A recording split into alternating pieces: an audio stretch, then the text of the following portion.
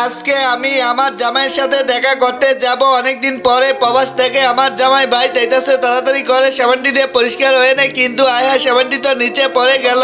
এখন আমি হাতটি কিভাবে পরিষ্কার করব, কি করি আইডিয়া বুদ্ধি পাইছি।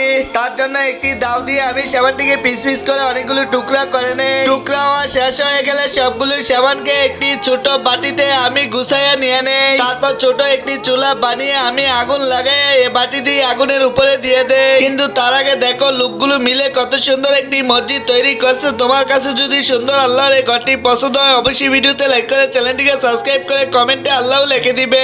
দেখো চুলাতে বসানোর পর এগুলো কত সুন্দর ভাবে গইলা গেছে।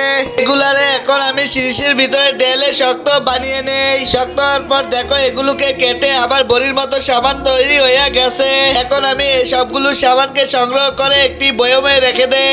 একটি টুকরা সাবান নিয়ে আমার হাতটি মোড়াইয়া পরিষ্কার করে ফেলি, যার ফলে দেখতেই পারতাছো আমার হাতের ময়লাগুলো কত সহজে উঠে গেছে। জামাই আমাকে এত পরিষ্কার দেখতে পেলে তো আজকে একটা চুমা দেবে।